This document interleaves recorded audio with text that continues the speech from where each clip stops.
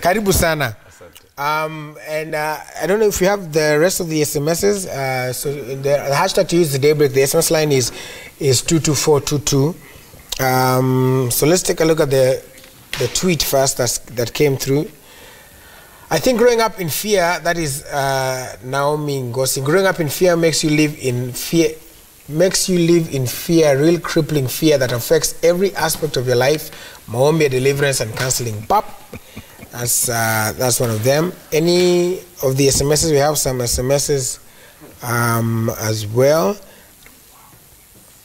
They are loading them through. We have one. My husband, I was raised by a single mother. Now he's also leaving all the responsibilities of fatherhood to me to handle, yet he's available. What can I do? Oh, that one is a long one. Hi, Chris. I had a troubled childhood. My father was very violent. He even broke my mother's arm once. I have never seen him since I was 5.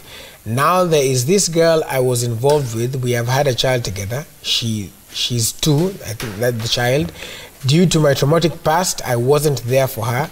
First, out of incapacity, of not knowing what to do, of how to handle the situation. I want to take care of them. I want to have a complete and happy family. How do I go about this? I love her so much. Last one, I'm married with 2 kids. One of them is not a biological daughter to this man. He loves them both, but he is addicted to alcohol.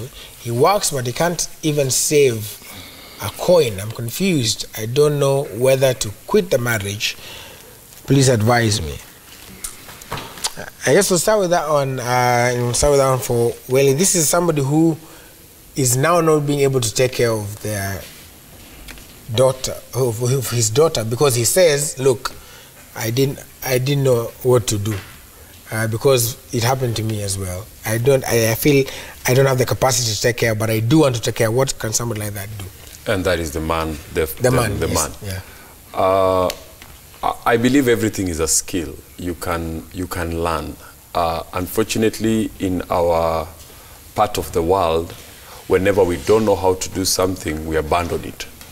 But when it comes to relationships and whether it's marriage or parenting, these are skills. You can sit with people who've done it or go through materials and see where to start from. You are not the first parent. Parenting has been done ever since man has been in existence.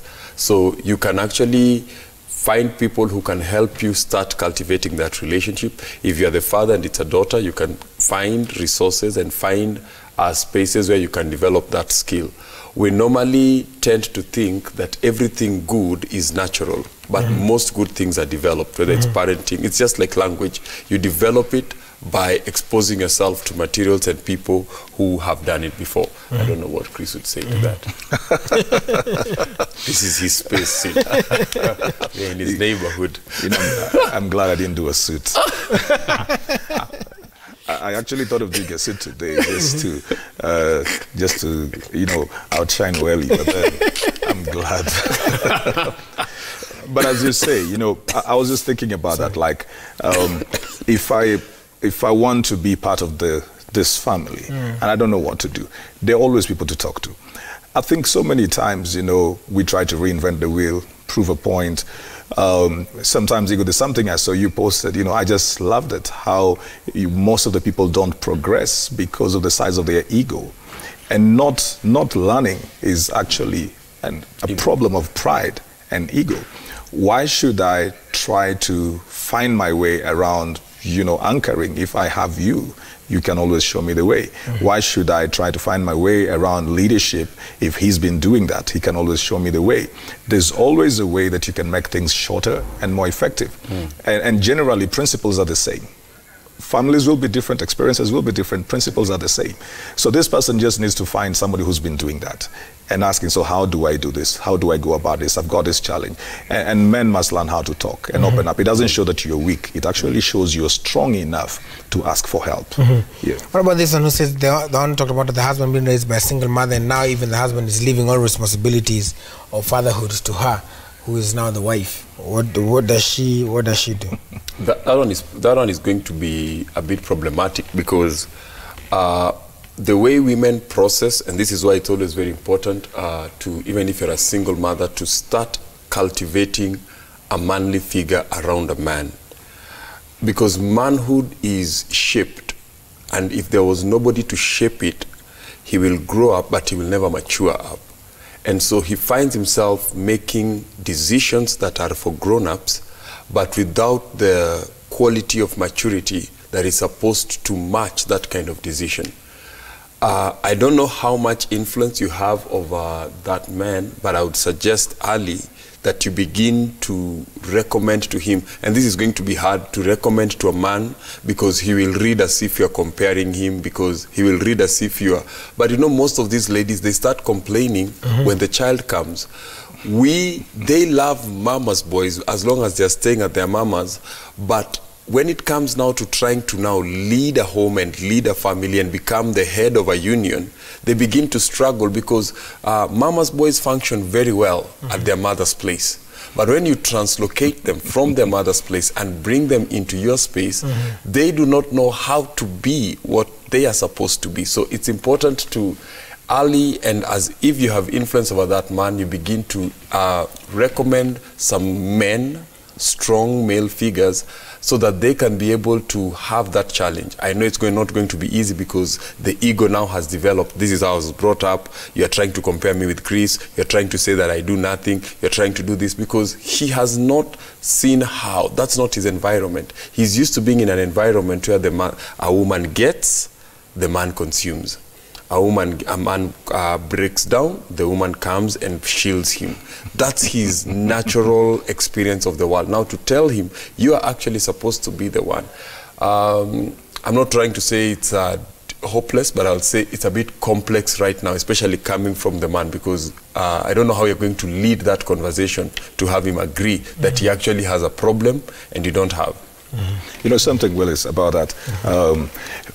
I love what you said. You know, women sometimes, just in order to be in a relationship, they accept a lot of things from the man at the onset, which they try to change later. They have very different rules at the beginning. It's okay, so the man is not responsible, the man sometimes has no job, has no nothing, he's not trying hard enough, and then she feels it's okay. Then 3 years down the line, 4 years down the line, she's expecting this man to have become a very different man. So he's the leader, he's the breadwinner, and the man gets shocked because, you know, what you give men at the beginning, somehow they ingrain that in their thought pattern. So they think this is how it's just going to be. So I think also at the beginning, women mostly have a lot of bargaining power at the beginning. You need to let this person know what you expect of him. True. Like, you know, you need to be taking up certain kind of responsibilities. Why don't you do this? Why don't you do that? It's good enough, you know, that he was raised as a single mother's son, and then you begin to help this man at the beginning, so that later on you're not trying to change something that he feels you accepted at the beginning. All right, I'm telling you,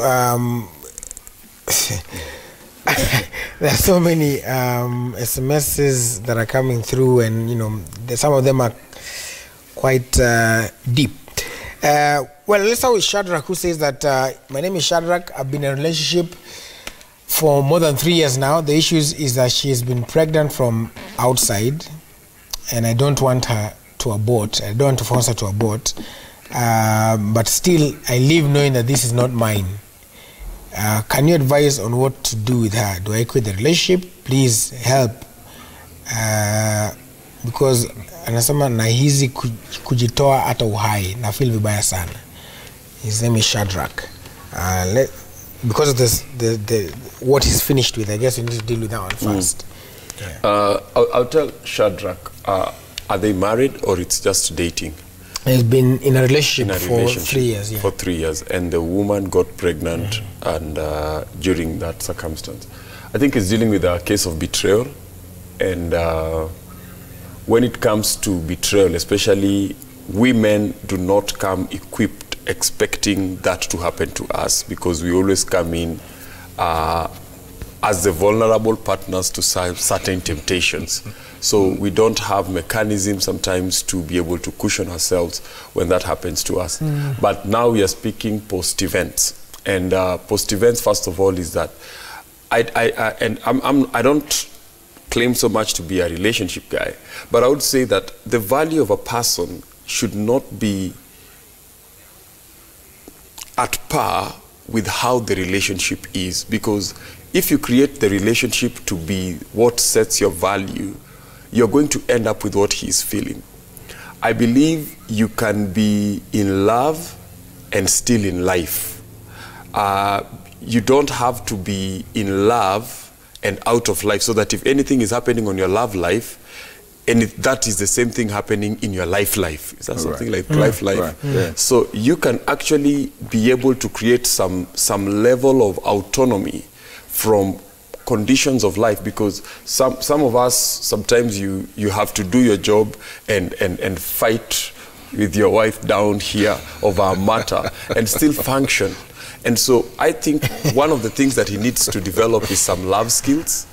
And the most important love skill, especially as a human being, is self-love and self-care. When something begins to threaten your self-love and your self-care, that means you're actually bordering on idolatry. You have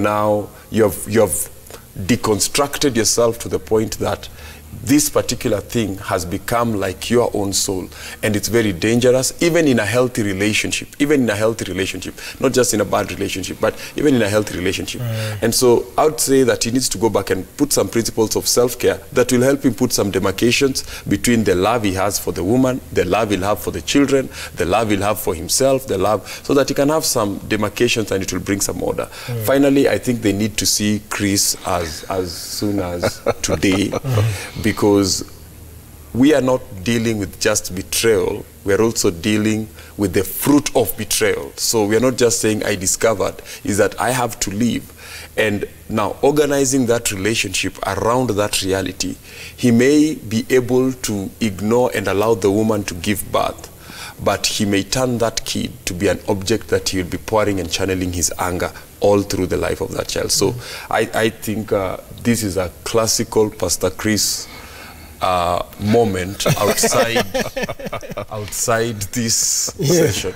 And still, even as you talk about that, still there's also another issue of betrayal here. Who says, I'm William, I've been married for 7 years without a child. My woman has a mpango kando now that made me throw her out last Friday, so this is fresh. But I still love her. What can I do? Because I feel like mpango is in her nature. Wow. Some of these things, let me go back to the first case. Shadrach. Yeah. I think I picked up something like Shadrach said he thinks, he may not even be sure that the baby is not his. I think he said something. He says, yeah, she's pregnant from outside. Yeah, but if you go on... And I don't want to force her to abort. No. But my concern is that how will I live knowing that this is not mine? Okay, all right. If there is that kind of case, he doesn't want her to abort, there is also where there is the love for the woman, but he may not appreciate the fact that, she went out. Because he doesn't want her to abort, he can be seeking help while also just being a support system. Not necessarily for a relationship to continue, but just so that this woman does not do what he doesn't want her to do, which is to abort. The birth of the child does not mean the survival of the relationship. It's just helping this person as somebody you have known. I think sometimes we make breakups become very toxic. Just because I don't want to be with you doesn't mean we must be enemies and all of that. I must also want to see your wellness at some point, so that even if we go separate ways, at one point we were close, so we can break up like that. So I would want to say to him, just even if you're not going to get involved, you can, as a gentleman, just walk her through, let her get the baby, you make your decision that is independent. But for the gentleman that talks about, he threw out the wife last Friday. Yeah. There would be no betrayal if there's no love. Your feelings would never hurt where they're not invested. And so this is a place where you've got to separate how you make decisions. Are they based on emotion, or are they based on principle or logic? He will continue to feel that, even if they went separate ways, he will continue to feel that. His feelings are something that he has to deal with because he invested himself. 7 years is quite a long time, especially in this day. That's a long time to just relate to someone, be married to them.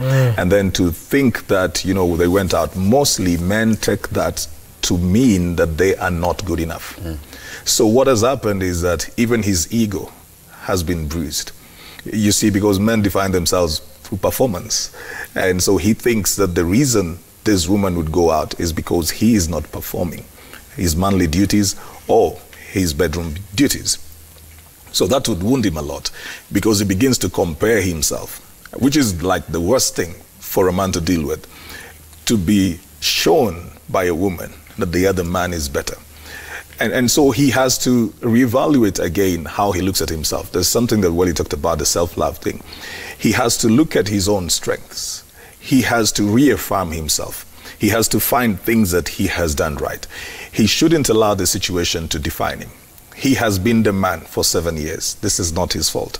If the woman is prone to going out, that is not his fault. He has been the man. So he needs to reaffirm himself and not allow what somebody else has done begin to make him feel like he's a lesser man. If he wants to keep his marriage, he may need to have somebody so that they talk about this. And then they need to redefine rules. Just set some new rules and certain boundaries. You cannot rebuild trust if there's not going to be vulnerability right there. So you've got to talk about this. And it takes longer to rebuild trust than to build it the first time. In fact, the first time, trust is just goodwill. People meet and then I trust you for nothing. But then when it is broken, you've got to earn it the second time. And they've got to discuss all of these things. What are the triggers? Is it the behavior around her phone? Is it how she spends her time? Is it just who she was even before? Is it how her personality, and then it gets into other things, like she's the kind of person who likes to flirt with everybody. What is it exactly that opens up these spaces? And then she must be willing to change that for the sake of the relationship. If she's not willing to change that, no matter how many times he brings her back, they'll get back to the same place. So there must be an engagement. There must be a willingness to change. There must be a willingness to hold each other to account. The rules must be even things like, you can't just disappear like that. You can't just be offline. You can't just be, I don't know where you are, things like that. I've got to help you, because she's married. So she can't just be going out and saying, I'm out with friends, and then I'll come back. Then you don't know where she's going. It's not being creepy. It is just resetting the rules to rebuild trust.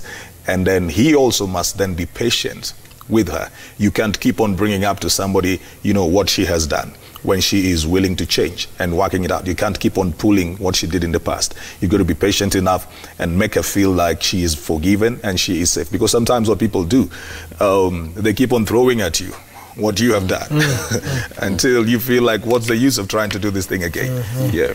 All right, so of course, because there's so many SMSs here, and some of them are very serious issues as well, I'd like to say, first of all, that because of course we can't tackle all of them here, what we're going to do is that we're going to, after the show, what normally happens is we go ahead on social media, I post the contacts, because I've seen even someone from Eldoret asking for contacts of CJ Atemo and Welly Odendo. So I'll go ahead and post there. We will come back next week and try to tackle some of the issues that you've raised here, because they're on our SMS platform and we have them. So we'll start with them next week before we talk about the fresh ones of that week. So do not feel left out. Do not feel like, oh, atajasoma SMS yangu na vile naumia. There is still, if you can get to my social media page at Willy Saburu, at CJ Atemo, at Welly Odendo, you'll find the contacts of how you can reach them throughout this week as you wait for Tuesday. Don't wait. Don't say sasa acha tunakai Tuesday nikiumia. You can reach out katikati ya wiki as well. And so we're going to end it there for today. But we're going to go ahead and, like I said, post and make sure that there are those follow-ups. At the end of the day, like we say, just like the title there has been reading, you can still dream again, you can still try again. It's not the end of the world. The fact that you're alive, it means that you have an opportunity to make a change and be different. So do not forget that. There is always help. Seek professional help. If you're comfortable with CJ Atemo or at Welly Odendo, if you want to reach out to them, go ahead. If you feel you're not comfortable with them, at the end of the day, you seek some help, and that way it will work for you. Don't go too far though. Sang We Took is coming up next with